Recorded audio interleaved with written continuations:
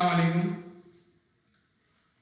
तो हम लोग नॉन प्रॉफिट ऑर्गेनाइजेशन के 2018 के क्वेश्चन नंबर 7 को देख रहे हैं। तो इसके अंदर इन्होंने हमसे दो रिक्वायर्ड मांगी। एक तो इन्होंने कहा है कि सब्सक्रिप्शन इनकम का अकाउंट बना दें, और दूसरा रिसीट एंड पेमेंट अकाउंट जो नॉर्मली हमें दिया हुआ होता है वो इन्होंने हमें कंस्ट्रक्ट करने के लिए कहा है। देखिए, सबसे पहले सब्सक्रिप्शन इनकम का अकाउंट बनाने के लिए हमें करना ये पड़ेगा कि हमें आइडेंटिफाई करना पड़ेगा कि इस साल 2017 में हमने कौन कौन सी सब्सक्रिप्शन अर्न की है। तो पहले इस क्वेश्चन को रीड कर लेते हैं। क्वेश्चन नंबर 7 2018 पेपर 2 के सब्सक्रिप्शन का Jan 1 2017 का ये बैलेंस है। अब एडवांस सब्सक्रिप्शन का मतलब क्या हुआ कि 2017 Jan 1 को अनअर्न्ड सब्सक्रिप्शन है ये 2300, और एरियर्स का मतलब ये हुआ कि 2017 Jan 1 को सब्सक्रिप्शन रिसीवेबल का बैलेंस है। मतलब ये जो बैलेंस बिगनिंग दिए हुए इन्होंने, ये सब्सक्रिप्शन रिसीवेबल का 1650 और अनअर्न्ड सब्सक्रिप्शन का 2300 बैलेंस है। और एंडिंग बैलेंस अनअर्न्ड का, अनअर्न्ड सब्सक्रिप्शन और सब्सक्रिप्शन इन एरियर का हमें खुद निकालना है। बैंक बैलेंस बिगनिंग दिया हुआ है और एंडिंग बैंक बैलेंस इन्होंने मिसिंग किया हुआ है, ये हमें खुद फाइंड आउट करना है। सब्सक्रिप्शन साल के दौरान जो रिसीव हुई हैं वो 2016 मतलब प्रीवियस ईयर की रिसीव हुई है 1600, जो यहाँ एरियर में मौजूद थी। 14,500 इसी साल की रिसीव हुई है जो इसी साल हमने अर्न की, और 1200 2018 मतलब अगले ईयर के लिए रिसीव हुई है। तो देखिए, जो तीन इन्होंने यहाँ पे सब्सक्रिप्शन रिसीव की हैं, इसमें से 1650 क्योंकि प्रीवियस ईयर की इनकम रिसीव हुई है तो ये इस साल की इनकम नहीं है, और 1200 जो 2018 के लिए हमने रिसीव की है वो इस साल की लायबिलिटी है, इस साल की इनकम नहीं है। तो इन तीनों कलेक्शन में से सिर्फ 14,500 ही हमारी इस साल की इनकम होगी। बाकी जो शुरू में हमारी लायबिलिटी थी 2300 की अनअर्न्ड सब्सक्रिप्शन, वो इस साल इनकम बन जाएगी। मतलब इस साल की इनकम में सिर्फ अनअर्न्ड सब्सक्रिप्शन प्रीवियस वाली इस साल की इनकम बनेगी 2300, और 14,500 की इस साल की जो कलेक्शन हुई वो इस साल की इनकम बनेगी। बाकी 1650 जो प्रीवियस ईयर के रिसीवेबल की कलेक्शन है वो इस साल की इनकम नहीं है, और 1200 जो हमने 2018 यानी अगले ईयर के लिए रिसीव किए वो इस साल की इनकम नहीं है। बाकी सवाल में कहीं भी सब्सक्रिप्शन का कोई तस्करा नहीं है। तो अब आपके पास अगर आपको सब्सक्रिप्शन का अकाउंट बनाना है तो देखिए हम लोग किस तरीके से सब्सक्रिप्शन का अकाउंट बना सकते हैं। एक तरीका तो यह है कि आप जो है सब्सक्रिप्शन का अकाउंट बनाएं और उसमें जो जो इस साल की रेवेन्यूज है वो ले लें। यानी आप यहां पर लिखें कि भाई 2017 Jan 1 to December, Jan 1 to December 31 जो हमने सब्सक्रिप्शन अर्न की है उसके बारे में आप डाटा दे देंगे। एक तो 2300 प्रीवियस ईयर का जो एडवांस था, जो हमने इस साल के शुरू में हमने एडवांस रिसीव करके रखा हुआ था, वो इस साल की इनकम बनेगी 2300। तो इधर आप लिख देंगे कि ये सब्सक्रिप्शन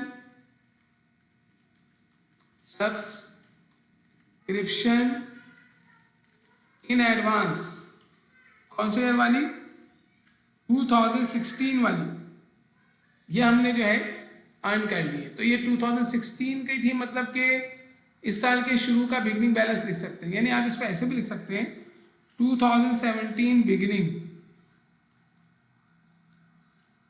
2017 बिगनिंग लिखकर भी आप इसका काम कर सकते हैं। एक तो ये हमारी इनकम बन गई। दूसरी 14,700 जो हमने रिसीव, 14,500 जो हमने रिसीव किए हैं ना, वो इस साल की कलेक्शन है, यानी कि इस साल की इनकम सब्सक्रिप्शन रिसीव्ड।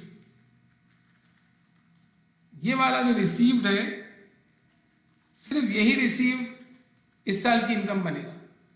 तो टोटल सब्सक्रिप्शन की जो हमारे इनकम का अकाउंट होगा उसका टोटल हमारे पास यहां पर आ जाएगा। इसको आप टोटल कर लें बैलेंस, ये हमारा बैलेंस आ गया। इन दोनों को सम करने के बाद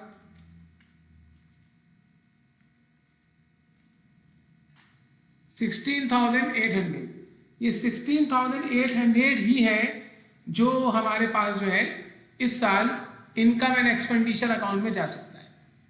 इसी को निकालने का, इसी को मालूम करने का एक और तरीका भी हो सकता है कि आप सब्सक्रिप्शन का अकाउंट बनाएं। सब्सक्रिप्शन का अकाउंट बनाने के बाद इनकम का अकाउंट है ये, आप पहले तो इसमें क्या करें, इस साल की सारी कलेक्शन डाल दें। यानी आप ये जो डेट है ये इधर डालें, डेट लिखने के बाद यही डेट यहाँ पर भी आ जाएगी, सही है। अब आप क्या करें, यहाँ पर अपनी पूरी कलेक्शन डाल दें, मतलब 1650, 14,500, 1200, ये सब, ये तीनों अमाउंट इसी साल कलेक्ट हुए। अब हम तीनों को इधर लिख दें आप, सही है। तीनों का सम कितना बनेगा, इसको सम कर लेते हैं इधर, यानी कि 1650 प्लस 14,500 प्लस 1200, इसको मैंने यहाँ सम कर लिया, 17,350 बन गया। ये हमारा कहलाएगा सब्सक्रिप्शन रिसीव्ड, यानी कि कैश रिसीव्ड होगा ना, मतलब इसमें हम बोलेंगे कि इतने से हमें इस साल कैश रिसीव हुआ। अब ये जो इस साल हमें कैश रिसीव हुआ है 17,050 से, वो पूरा का पूरा इस साल की इनकम नहीं है। इसमें से 1650 पिछले साल का सब्सक्रिप्शन रिसीव हुआ है हमारा, सही है। तो हम क्या करेंगे,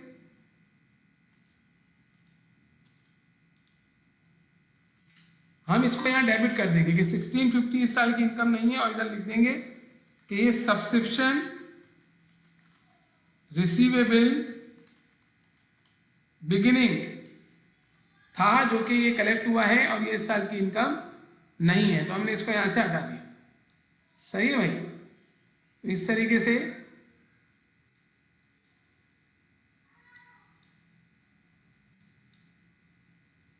ओके, लेट्स सी इट। तो 1650 तो आपने हटा दिया क्योंकि पिछले साल की रिसीवेबल थी। इसके अलावा 2300 जो हमारा एडवांस था वो इस साल हमने अर्न कर लिया है, तो 2300 जो है वो आप यहाँ क्रेडिट करेंगे। तो 2300 हमने इस साल अर्न किया है, और ये बिल्कुल जैसे हमने ऊपर टाइटल लिखा था ना कि सब्सक्रिप्शन जो हमारे पास एडवांस था बिगिनिंग का, वो आप यहाँ पे लिख दें, ये एडवांस हमने इस साल अर्न कर लिया है। अब इसके अलावा 14,500 जो इसी साल की इनकम है, इसी साल रिसीव हुई, वो इसमें शामिल है, उसको आपको यहाँ से हटाने की ज़रूरत नहीं है। लेकिन 1200 जो आपने कलेक्ट किए हैं, जो इसमें शामिल है 17,350 में, वो अगले साल के लिए है, इसको भी आप यहाँ पे डेबिट कर देंगे। इसको बोलेंगे आप सब्सक्रिप्शन एडवांस है, लेकिन ये एडवांस एंडिंग है, और हमने रिसीव किया हुआ है लेकिन हमने अर्न नहीं किया इस साल, इसको इसमें से हटा देंगे। अब इसका बैलेंस आप निकाल लें। अब इसका बैलेंस आप कैसे निकालेंगे, आप पहले इसकी फुटिंग कर लें, आप फिर माइनस कर लीजिएगा दोनों को, क्रेडिट में जो बैलेंस आएगा वो हमारी सब्सक्रिप्शन इनकम हो जाएगी, सही। तो आपने ये देखें, दोनों को माइनस करके अब यहाँ बैलेंस निकाल लेंगे आप, और जो बैलेंस आएगा वही इस साल के इनकम एंड एक्सपेंडिचर अकाउंट में जाएगा। इसमें से आप इसको लेस करें, तो देखिए 16,800 ही आ गया, और यहाँ पर भी 16,800 था। तो इस तरीके से अगर वो अलग अलग आपको कलेक्शन दे देना कि इस ईयर की इतनी है, इस ईयर की इतनी है, इस ईयर की इतनी है, तो जो इस ईयर की इनकम होगी ना, उसको आप डायरेक्ट लेके चले जाए। जैसे इन तीनों कलेक्शन में 1650 में पिछले साल की कलेक्शन है, 14,500 इस साल की है, तो 14,500 ले ली, 1200 अगले साल की हो, जो इस साल की इनकम नहीं है उसे हमने नहीं लिया, और जो ऊपर हमारे पास 2300 रुपये एडवांस हमारे पास आया हुआ था, वो इस साल की इनकम बनेगा, तो उसको हमने यहाँ पर ले लिया है। या फिर जो जो कलेक्शन हुई है उसका सबका सम ले लो, और फिर उसमें से वो इनकम हटा दो जो इस साल की नहीं है। जैसे 1650 हटा दो, ये साल की इनकम नहीं है, 1200 हटा दो, इस साल की इनकम नहीं है, और प्रीवियस जो एडवांस आया हुआ था उसको आप यहाँ पे ऐड कर लें। यही मैंने आपको पहले बताया था कि जो इस साल की सब्सक्रिप्शन रिसीव होती है, उसमें से आप इस साल का रिसीवेबल जो है वो ऐड करते हैं, पिछले साल का रिसीवेबल लेस करते हैं, इस साल का अनर्न लेस करते हैं, इस साल और अगले पिछले साल का अनर्न क्या कर लेते हैं, ऐड कर लेते हैं, तो आपकी इनकम निकल के आ जाती है, या आपकी इनकम का अमाउंट आ गया। तो ये एक रिक्वायर्ड हमारी पूरी हो गई। आप इसको ऐसे कंस्ट्रक्ट करें, सही, या आप इसको ऐसे कंस्ट्रक्ट करें, एक ही बात। दूसरी चीज जो इसने हमसे पूछी है वो इसने बोला है कि आप जो है रिसीट एंड पेमेंट अकाउंट बनाएं। तो देखिए रिसीट एंड पेमेंट अकाउंट मतलब कैश बुक है। तो जो जो कलेक्शन आपकी हुई हैं उनको आप इस अकाउंट में शो कर देंगे। या आप बना रहे receipt and payment account, receipt and payment account. इसके अंदर सबसे पहले आप ये देखें, ये इन्होंने सारी रिसीट्स दी हुई, ये इन्होंने पेमेंट्स दी।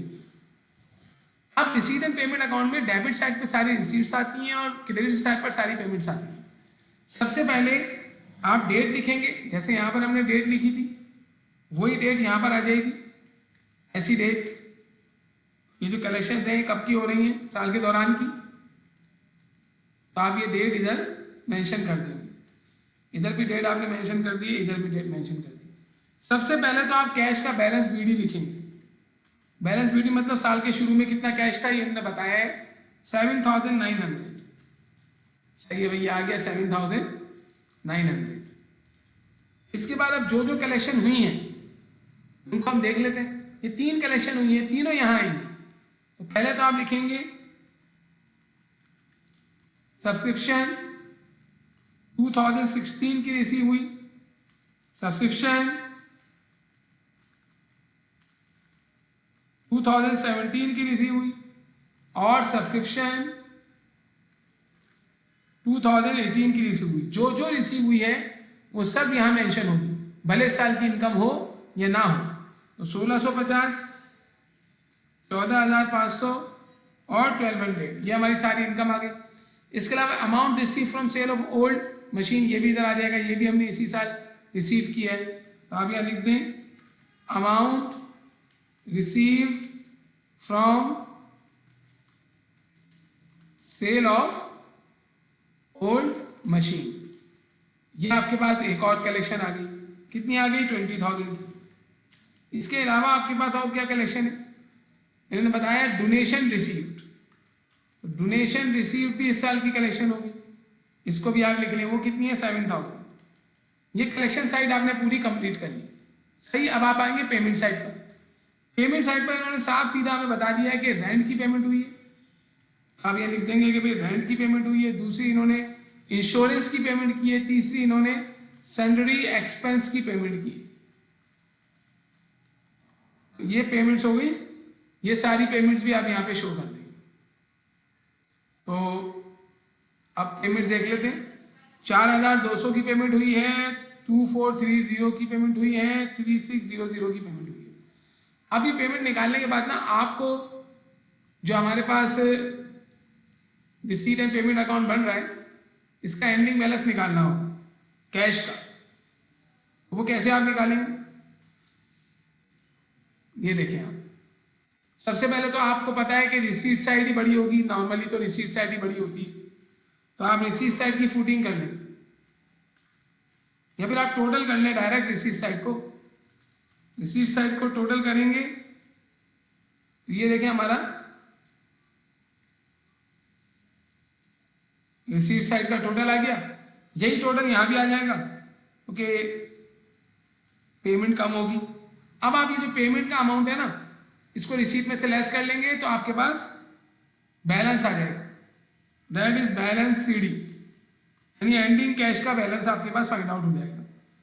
तो मैं अगर इसकी फुटिंग करके लूँ आपकी आसानी के लिए कि पेमेंट टोटल कितनी है, पेमेंट हमारी टोटल आ रही है कितनी 10,230।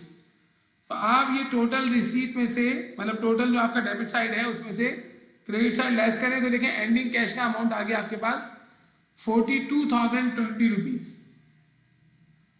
तो 42,020 रुपीज हमने क्या किए, अभी हमारे पास कैश की सूरत में मौजूद हैं।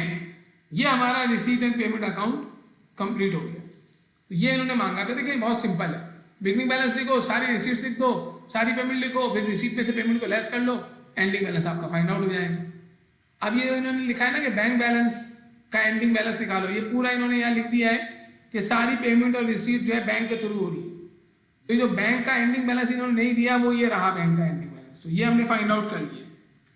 अब अगर आप ये चाहते हैं कि सब्सक्रिप्शन का भी एंडिंग बैलेंस मालूम करें तो देखिए सब्सक्रिप्शन के अंदर साल के एंड में सिर्फ ये 1200 रुपीज़ जो है ना ये लाइबिलिटी बचेगी बस, यानी यहाँ पर रिसीवेबल नहीं आएगा क्योंकि 2017 का कोई रिसीवेबल यहाँ मौजूद नहीं है।